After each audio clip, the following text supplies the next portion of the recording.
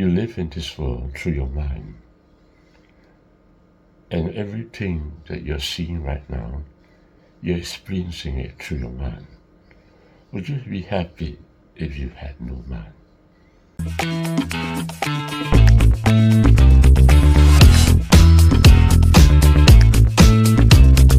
It's strange if I had to pray to God. That's right. Rather strange. And the reason is because if I have to pray to God, I'm actually saying that I came into this world and He doesn't know that I came into this world. And that He doesn't know that I'm having an experience right now and that I have to call Him out to let Him know. I find it rather strange. You know why? Because from the day one when I came to this world, as a child, as a baby, I find myself wrapped in my mother's arm. And I never asked for it. And I never asked for a mother or a father at the same. But somehow it came naturally. And the funny thing about it, I didn't even know that there is a mother or there is a father at that time when I was just like a 1-year-old toy.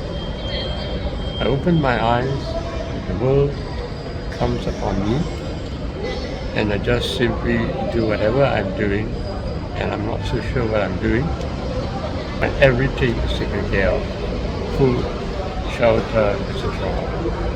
And it was the father or mother who anticipated my needs. I didn't even know my needs at all, but they anticipated my needs and covered for it all.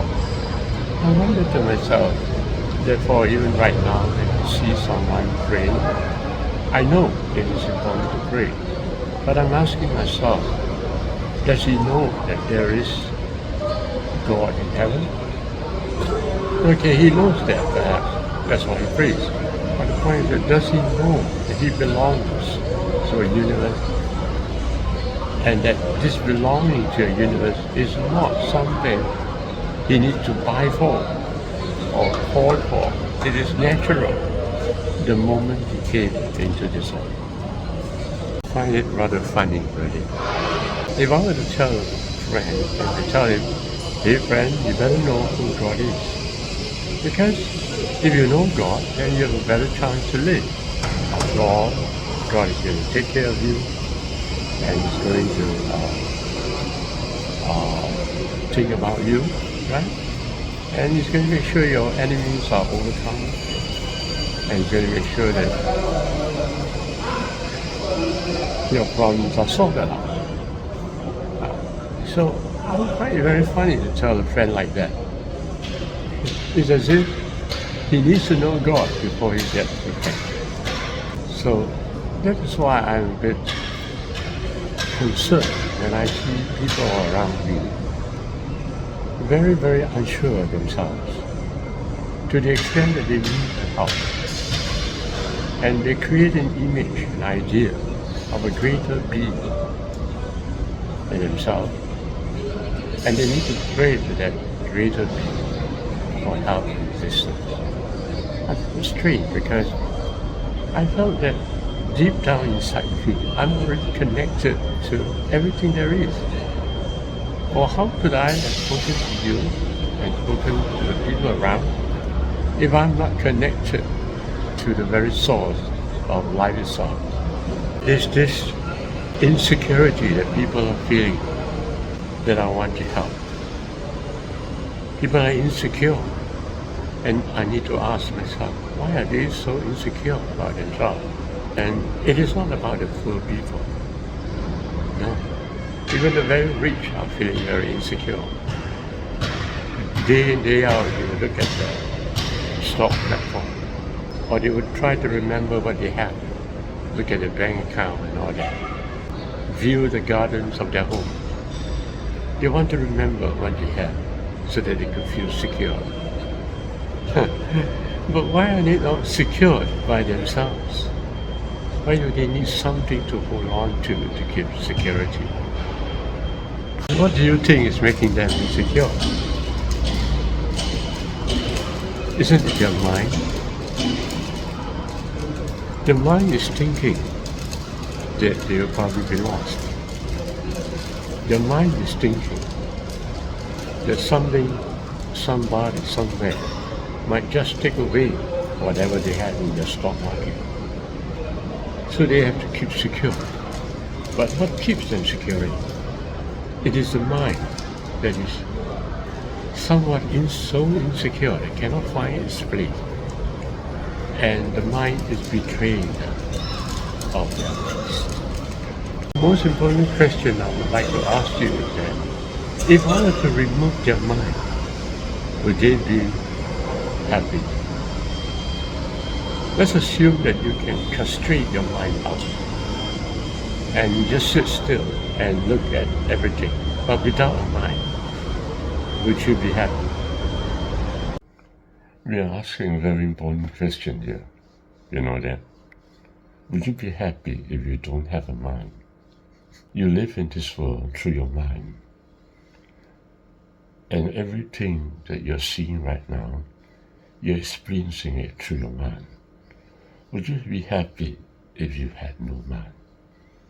And this is the very reason why in the Garden of Eden, when Adam and Eve ate the fruit of the knowledge of good and evil, they ate the fruit of knowledge. They ate the fruit of the mind.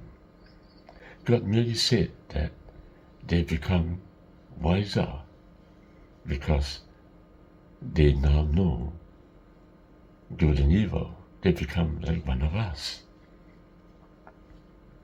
But God did warn something very interesting here.